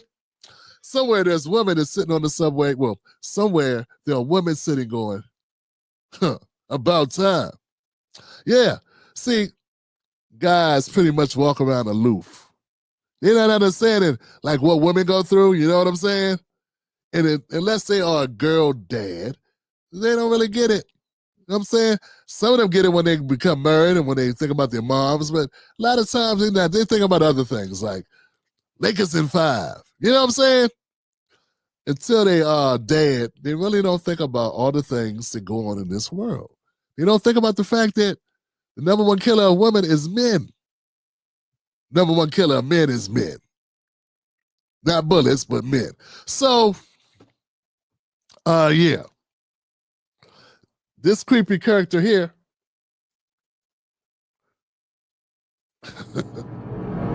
Mohammed,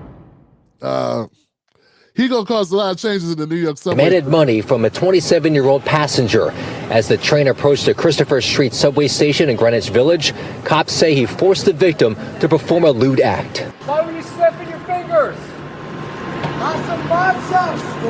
The arrest taking place while Governor Kathy Hochul announced $68 billion over the next 5 years for the New York City subway system. I don't want anyone to feel that sense of anxiety. That's what I've been fighting. The governor confirmed a new plan expanding involuntary removal of those deemed mentally ill and a danger to themselves and others. The homeless, also part of the plan. We're going to put in some welcome centers, let people have a place to go to, get warmed up, take care of them, and then be persuasive in saying, now, we have a better option for you. The newly approved state budget includes $77 million for 300 officers on overnight trains and 750 officers on platforms and in stations.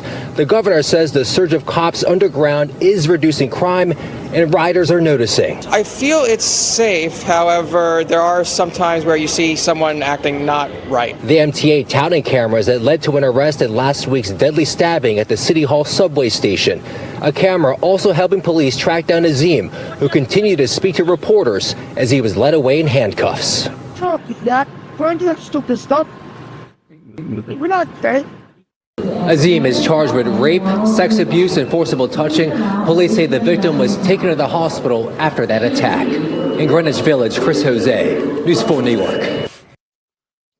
Yeah, I think Azim gets to get thrown under the jail. But I also think now that New York can officially say they have the worst subway system in the world. Yeah, I can't think of a worse subway system. I used to think being from DC, man, we used to always compare ourselves to New York and be like, we better, New York is better. I got people in Baltimore be like, Baltimore's better, DC's better. Like we had this competition, you know what I'm saying, about who has what. And sometimes you would think, well, it's tough in DC. DC's hardcore. Really got it tough, man. We got it tough in Baltimore. Maryland. Yeah, well, we don't have it this tough. No, we don't have it this tough. Guys are not walking around scared of that in Maryland that I know of now. Things may have changed. I asked my brother, somebody else tell me. I don't know if it's changed. I don't know if it's got this bad. This is straight out of a Dave Chappelle skit, what took place here.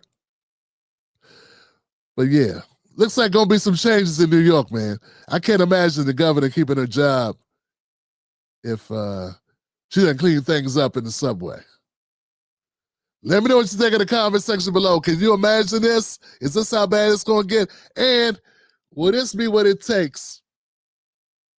Will it take this? Will this be the thing that makes the subway system get better? It didn't get better really with Daniel Penny having to kill, taking it in his own hands and killing Jordan Neely. Didn't touch him.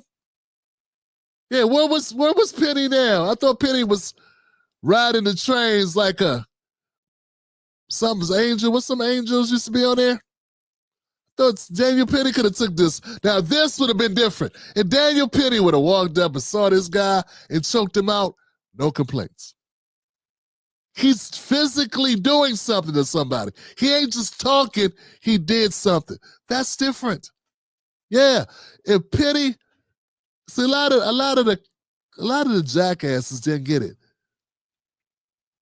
If a person is committing a crime and hurting people, different. Person talking, running off at the mouth, talking to themselves, seeing things. People got all types of mental issues. That person, to me, may be scary, but you don't get to kill them. Now, this guy, you think I'm a cry river for the rapist? No. If a man or woman, well, no, nobody would be like, oh, why'd you do that? Well, okay, it'd be some people with purple hair, probably.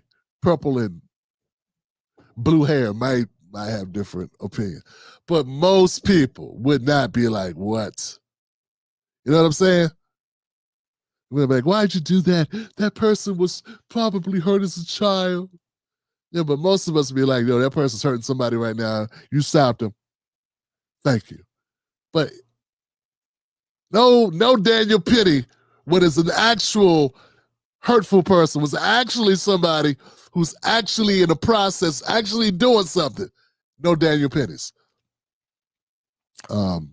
Also weren't anybody there. It looks like just that one guy. That's a shame, bro. That is a shame. So where was security?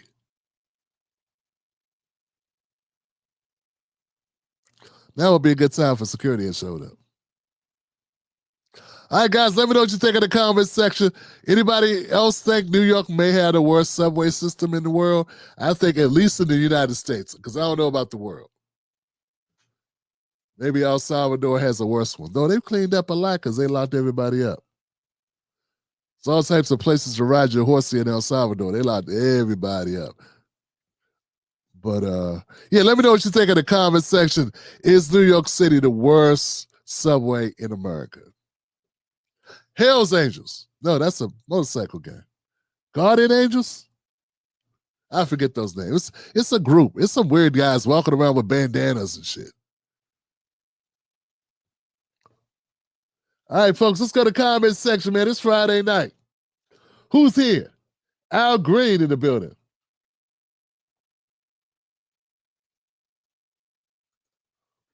I'm alive, and life is good, Tim. I pray the same. Thank you, Del Sila Dingo. Thank you for being here, Del Singer.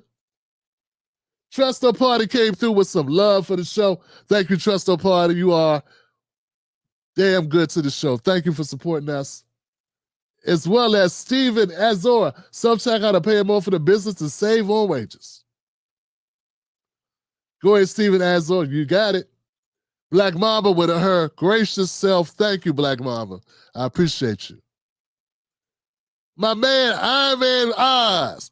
Tim Ride or Die Johnson.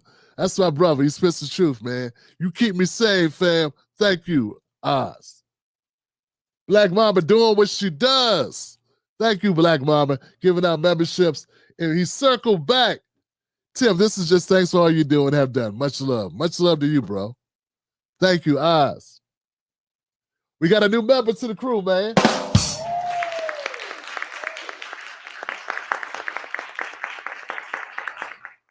JD Live became a member, a YouTube member. Thank you, JD. Good to have you. Welcome to the Wolfpack family. Black Mama came back out. Check your Facebook messages. Thank you, I will. Definitely will do that. Is that all we got? That's all we got. Guys, I got nothing but love for you. Nothing but love for you. What's happening, man? What have I been missing, man? Ebony, what's up, Ebony? I feel like I was going to suffocate to death when I visited the subway in New York for the first time. It was Memorial Day weekend. The humidity. Oh, man, and that's when the armpits come out. Man, I got no look, man, I got no problems with my Africans or Muslim or whatever. I got no problem. And I know you say, oh, you don't know what's in that deodorant. I don't know what's in it. You don't know what kind of chemicals. Yeah, they're the chemicals that make your armpits not stink. How about you figure that out later? You could just stay home. Yeah, I understand. Oh, man, stuff in there. It's going to mess up your system. Okay, well, you need to go ahead and stay home, Stinky. Yeah, man, that's what I didn't like. That's like being dressed up to go to work and you around somebody stinking. Shonda Babson, thank you, Shonda Babson. Thank you for the membership of Black Mama. Man, that's what's up. Hooking people up. Gifty Sine said my favorite, new favorite channel. Man, Gifty, what's up, fam? I saw you here yesterday. With a name like Gifty Sine, you stand out, fam. So thank you for your support. Thank you for coming back to join us. Gridlocked in, member for 66 months. See what I'm saying? See what I'm saying, fam? Man, peace and blessings, my brother. Wish you nothing but the best. Thank you. Thank you, man. I am blessed. As tough as a week as I've had, the fact that I can be here and do this show, and I'm like 98%. Bless, bro. Bless. And look, I want the same for you. I want the same for everybody here. I want you healthy. I want you to have love, happiness, and peace of mind. And sometimes you just got to demand it of your life, you know? Because there's always things you can focus on that are negative, man. I'm just trying to focus on the positive. Thank y'all, man. Yo. My friend said, Tim, you need to have call-ins again. You need to have call-ins again. Look, Max M City King 84. You know what I need? I need a screener. Yeah, man, I can't take calls until I get a screener, fam. I learned the hard way, man. My job, you know how hard it is to have call-ins? You don't know who's calling in, and when people calling in pranking, it's a level of stress that no one needs. It's different when you're smaller. When I had a show that nobody knew about, you know what I'm saying? You know, me just friends calling, basically. But when you get bigger, then you get people calling with ulterior motives, someone to prank you, someone to try to defeat you, destroy you, you know, make a name for themselves. Some people just horrible people. I get it all. So now, man, I'm down for the phone call. In fact, having phone calls takes a lot of pressure off me because I don't have to talk for 2 hours. But I got to have a screener. I got to have a way to control it. You know what I'm saying? I got to have a way to do that. Until I find a way to do that, I can't jump back out there. And when I jump back out there, I'm going to have that in place, and then we won't have to stop. But you got to have that in place. Any show you call up to, whether it's the Breakfast Club, whether it's the Russ Parr Morning Show, Steve Harvey Show, whatever, you know, Nephew Tommy, they be screening the calls, bro. They don't just randomly just take anybody like I used to. I used to have a board written down. I had people have it written down. So I would know the numbers of people that were calling to try to make it safe, man. That's so 1980s. That's so 80s, 90s. It's got to be a better way. So, yeah, we got to have a way. But look, guys, that's all I got. I wish I had more to tell you. I wish I had more to tell you, but I don't. Other than, yeah, Tom, you know, saying until then, man, I got to do it, man. Do Zoom. Yeah, but can I, you know, how would I How am I going to screen it? Look, man, look, fat son. DM me, fam. DM me or email me at tim@timblackTV.com. Tell me how I can screen it. Tell me I can screen the calls. Like, I don't care like a Zoom if I can screen it. Now, I'm using StreamYard. That's the system I use, StreamYard. So, and I could invite people on StreamYard, but like I said, who is there gonna be people that just show up? Like, so I gotta figure. I have to know how all that works. And I'm cool. Hey, look, I'm confident enough to say I don't know. I don't know the best way to do that. Before I had Blog Talk Radio. Blog Talk Radio, I go up into the thing, I can see who's calling. I just click the number. I had it all set up, it all worked. I've had people, I've had guests on my show, but just random phone calls, I don't know. People gonna show up. Hey, like I did that before, where the open Zoom, people try to come on butt naked and stuff, man. Yo, do you realize what people do when they can open Zoom? I literally had somebody try to come on, and then they was like, they had no clothes on. It was a dude. I'm saying, like, people crazy. I had to quickly click them off. Man, people crazy out here, man. So I need a mechanism to control who comes on, And yeah. Look, I'm open to suggestions, y'all. We down for suggestions, fam. You like, see, Tim, you crazy. Yo, Super Sticker from Ida Cherry. What's up, Ida? How you doing, sister? Yeah, y'all need to understand, Tim Black a grown-ass man. I got people watching, man. My demographic is 35 to 65 plus. I got some sisters with big hats. They go to church on Sunday, and they don't want to see all that. All right? I got some brothers. They be deaconing up in the church, too, be doing their thing. They don't want to see all that. It's bad enough them putting up with me dropping little bombs here and there. The last thing I need, nah. So we need to control. This ain't gonna come. I can't turn this into Charleston White show. Even though it makes a lot of money, it's just saying, you know what I'm saying? I got to stay in my lane. What y'all think about Anton Daniels? Man, I need people to tell me what content is out there that I should be rocking with.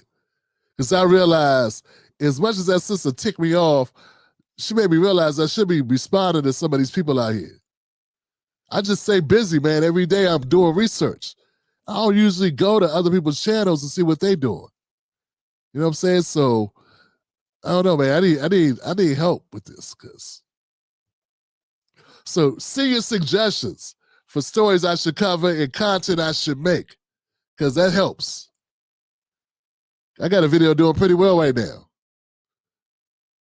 And this because somebody told me that Brandon Tatum needed to be taken down a peg or two. And I was like, brother from the third floor. Brother from the fourth floor. All right then. From the fourth floor. All right, guys, I'm gone. Have a great weekend. Be safe. Love somebody, hug somebody, take care of your family, take care of yourself. I'll see you soon. Don't let anybody take your cornbread. And like I always say, where are my ladies at? Already know. Where are my ladies? Oh, there they go. Mrs. Black, I'm done.